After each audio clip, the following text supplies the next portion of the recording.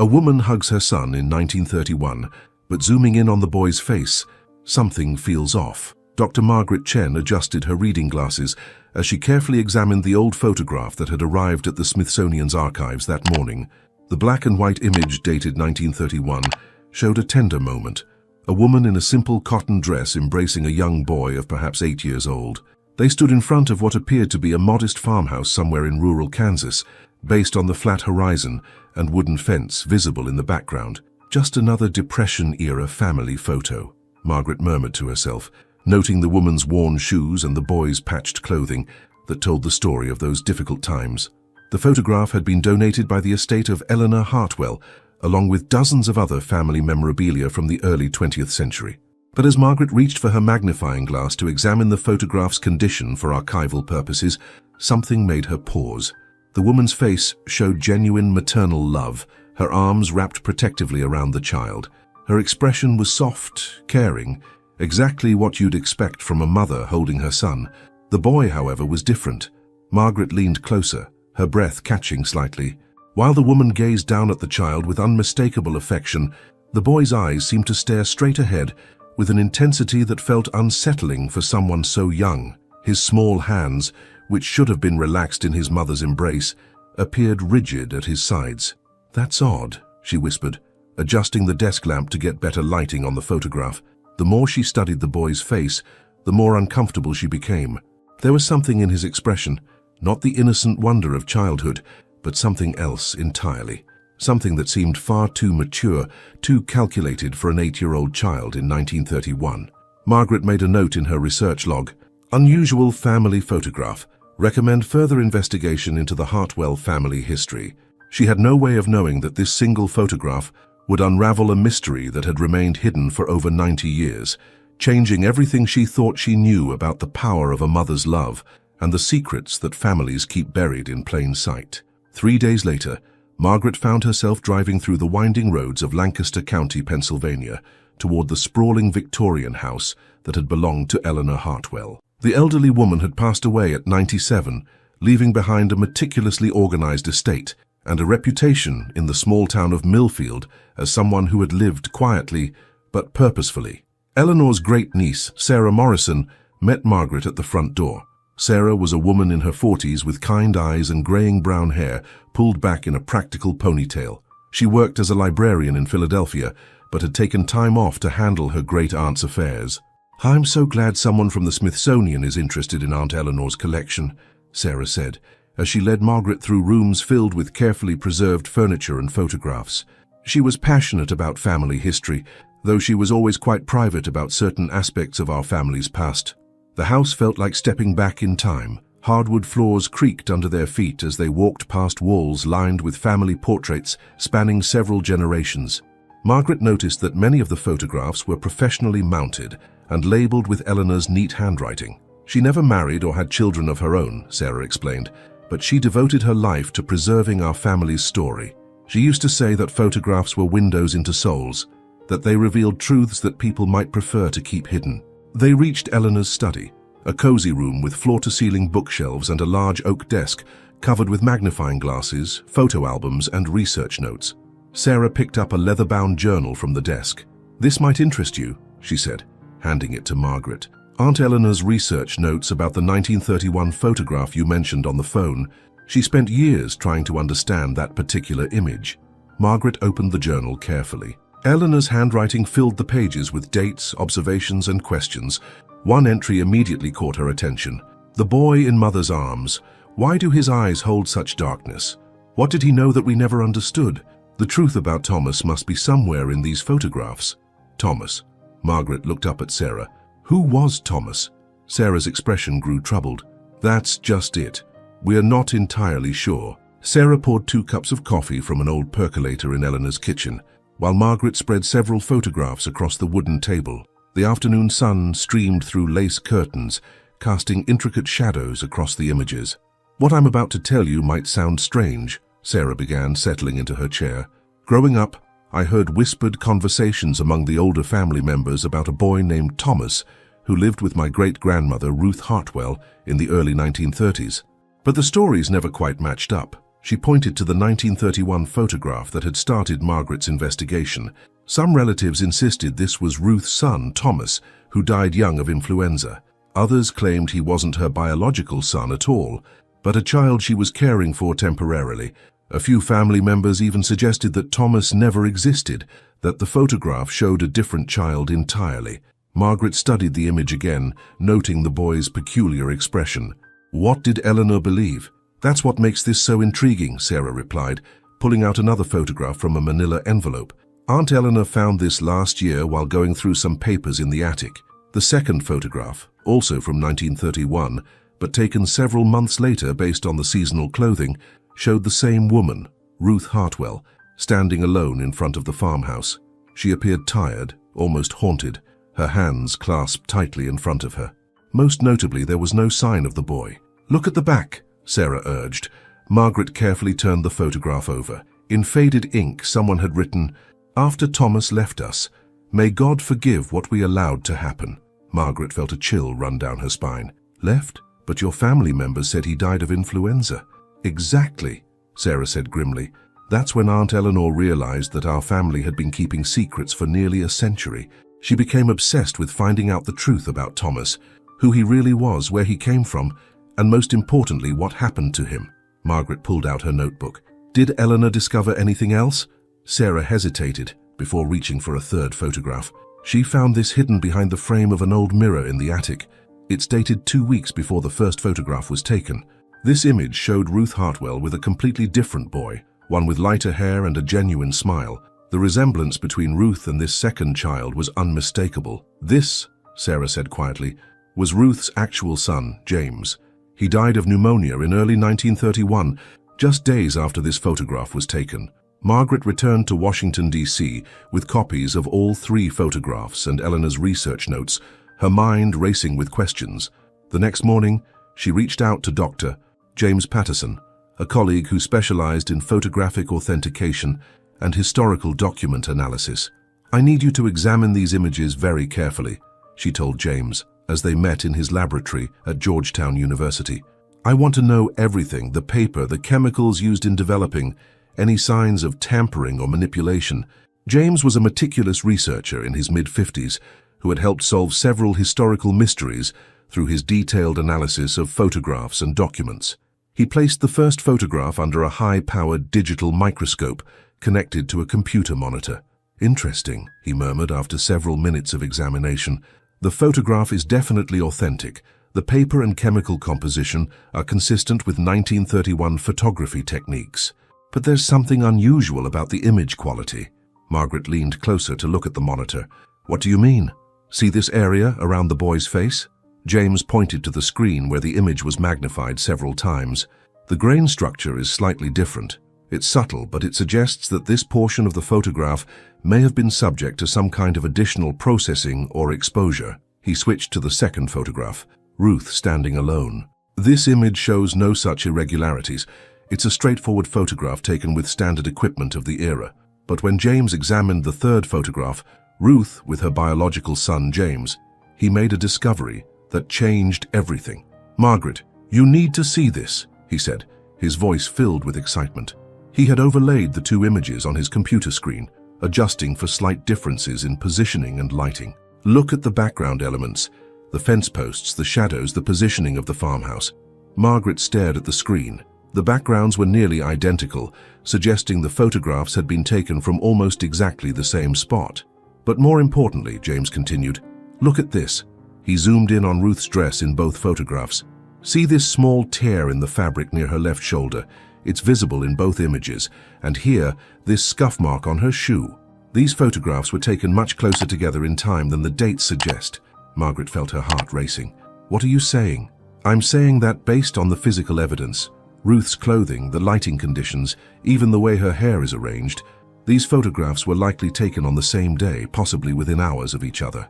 Armed with this new information, Margaret decided to travel to Millfield, Kansas, where the Hartwell family had lived in 1931. The small farming community, now with a population of fewer than 2,000 people, still maintained records from the Depression era in its modest town hall.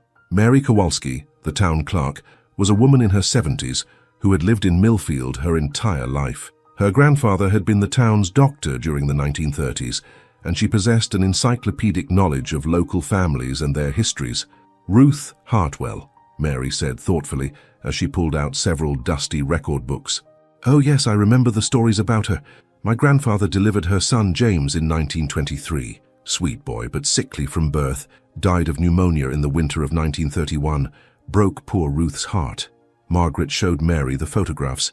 The elderly woman studied them carefully, her expression growing increasingly puzzled.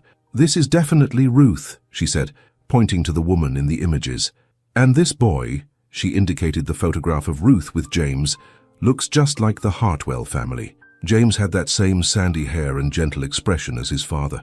But when Mary looked at the photograph of Ruth with the dark-haired boy, the image that had started Margaret's investigation, her face grew troubled. This child, I don't recognize him at all, and I knew every family in this area during the Depression.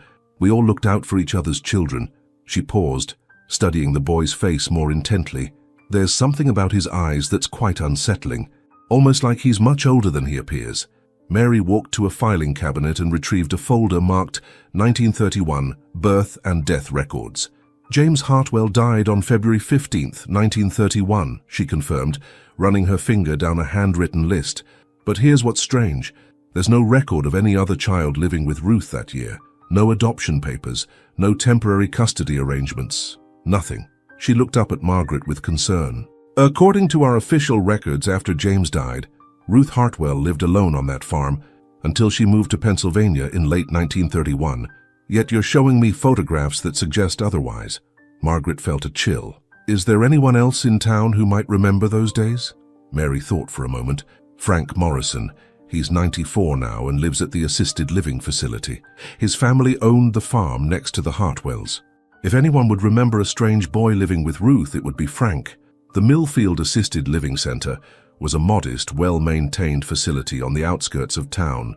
Frank Morrison sat in his wheelchair by a large window overlooking a garden, his mind still sharp despite his advanced age. When Margaret showed him the photographs, his reaction was immediate and visceral. "Dear God," he whispered, his hands trembling slightly as he held the image of Ruth with the dark-haired boy. "I never thought I'd see that child's face again." Margaret pulled up a chair beside him. "You remember this boy?" Frank nodded slowly. "Thomas. That's what Ruth called him, though I always suspected that wasn't his real name. He appeared at Ruth's farm shortly after young James died, maybe a week or two later. Ruth was nearly mad with grief, and suddenly there was this boy. Where did he come from? That's just it. Nobody knew for certain. Ruth claimed she was caring for him temporarily, that his family was going through hard times. But the boy?" Frank paused, his eyes distant with memory. There was something deeply wrong with that child. Frank described how Thomas rarely spoke, but when he did, his words seemed too sophisticated for his apparent age. The boy would stare at people with an intensity that made adults uncomfortable, and he seemed to know things he shouldn't. Details about neighbors' private lives, information about events that had happened before he supposedly arrived in Millfield. "The animals didn't like him," Frank continued. "My family's dog would whimper and hide whenever Thomas was around. Even Ruth's old milk cow would become agitated when he approached. Animals sense things, you know." Margaret showed Frank the photograph of Ruth standing alone. "What happened to Thomas?" Frank's expression grew dark. "He disappeared one night in late summer, 1931. Ruth never spoke of it, but the next morning she was different, relieved, but also haunted. She moved away within a few months and never returned to Millfield. Did anyone report him missing?" "That's the strangest part," Frank said. "Nobody seemed to care that he was gone. It was as if the entire town collectively decided to forget he had ever existed.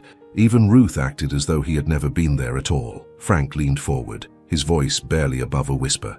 "But I'll tell you something I've never told another living soul. 3 days after Thomas disappeared, I was walking past Ruth's farm and I saw her in the backyard, digging. She was digging deep into the ground behind the barn, working through the night by lantern light." Margaret contacted Sarah Morrison immediately after her conversation with Frank. Together, they drove to Kansas to locate the original Hartwell farm, which had been abandoned since the 1950s, but still stood on what was now agricultural land owned by a local farming corporation.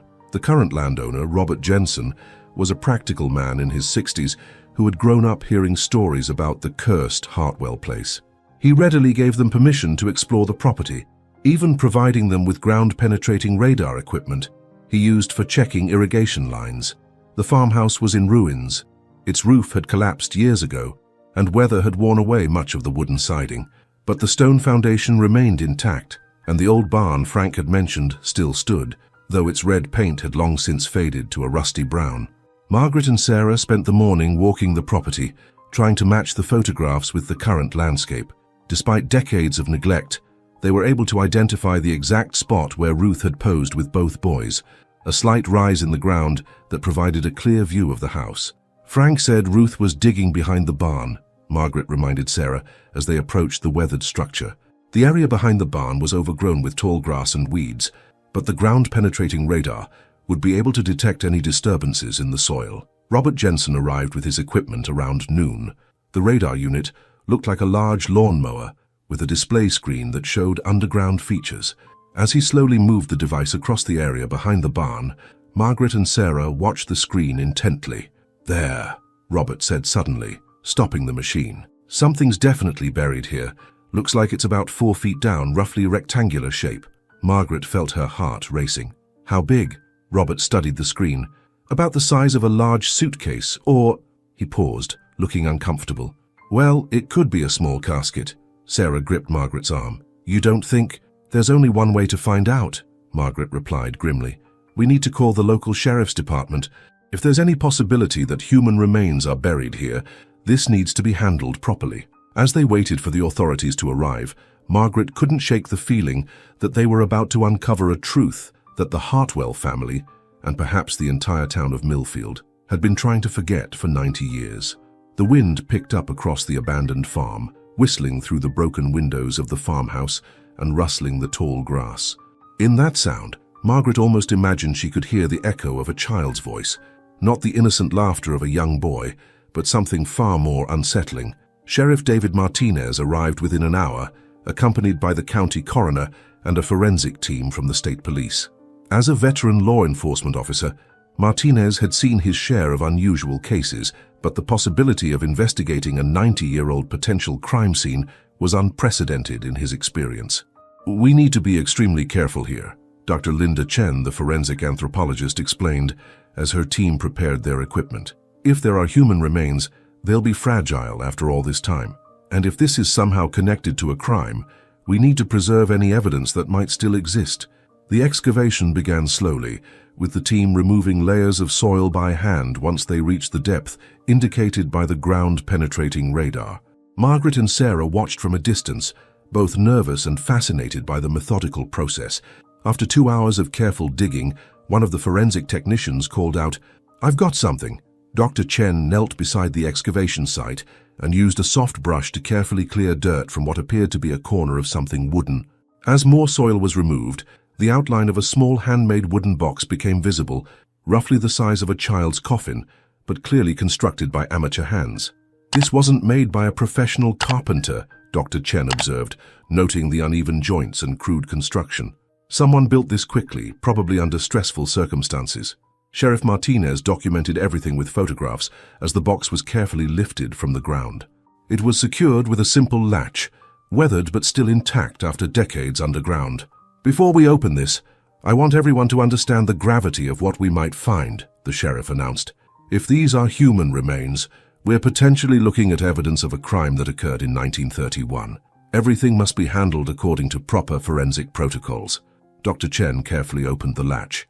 Inside the box, wrapped in what had once been a white cloth but was now stained brown with age, were the unmistakable remains of a small human skeleton.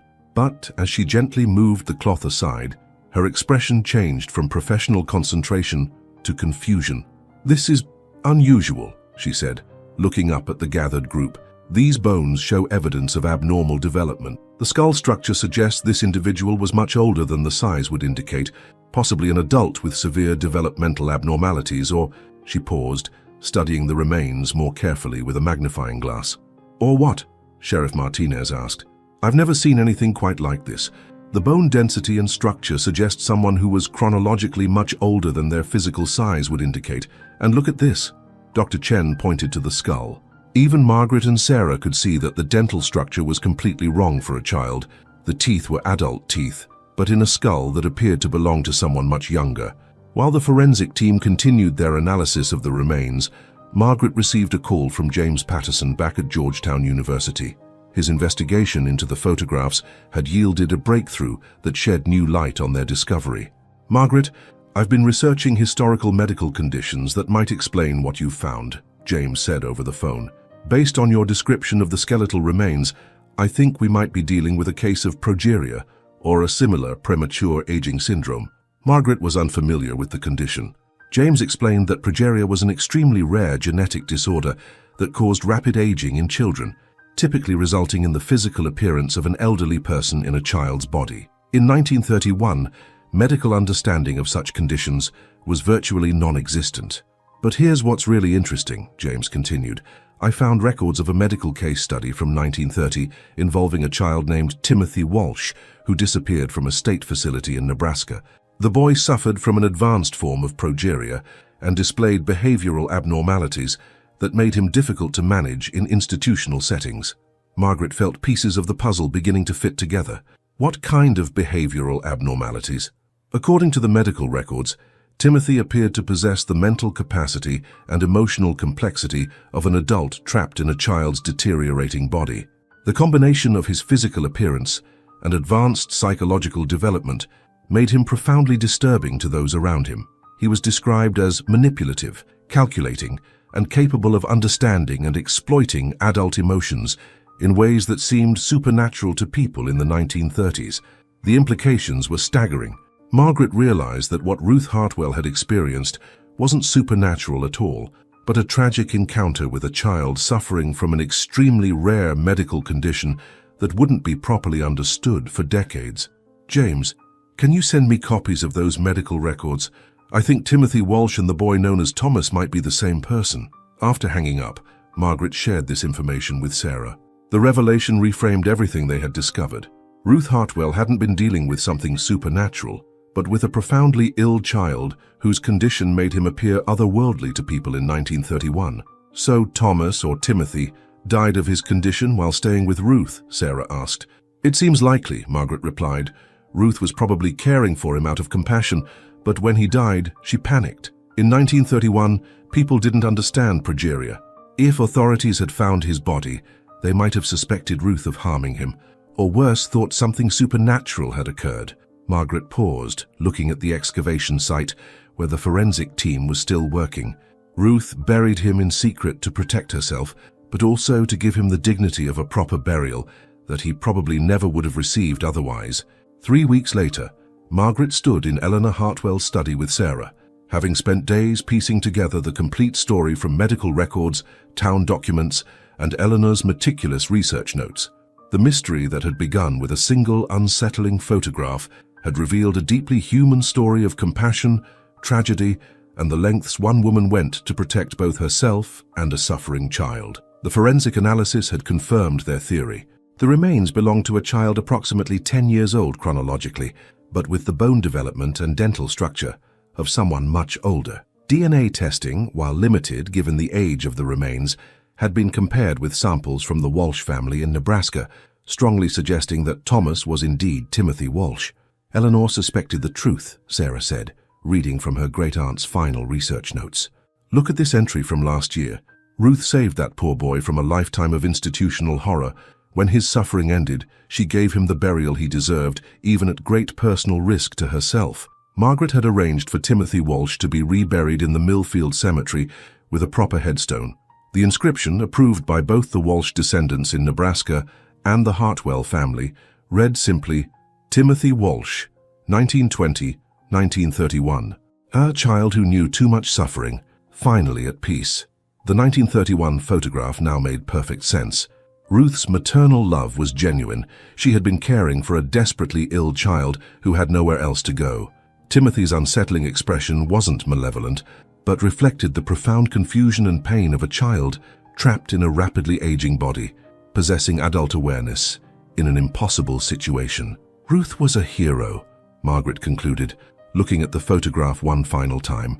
In an era when people would have been terrified of Timothy's condition, she saw past his appearance to the suffering child underneath. She gave him comfort in his final months and dignity in death. The story had revealed something beautiful about human compassion, but also highlighted how fear of the unknown could force good people into desperate situations.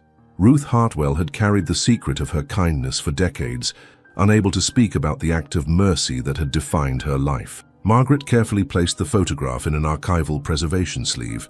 It would be donated to the Smithsonian's collection, but now it would be displayed with the full story, not as a mystery, but as a testament to the power of human kindness in the face of the incomprehensible. The boy's face no longer seemed unsettling to Margaret.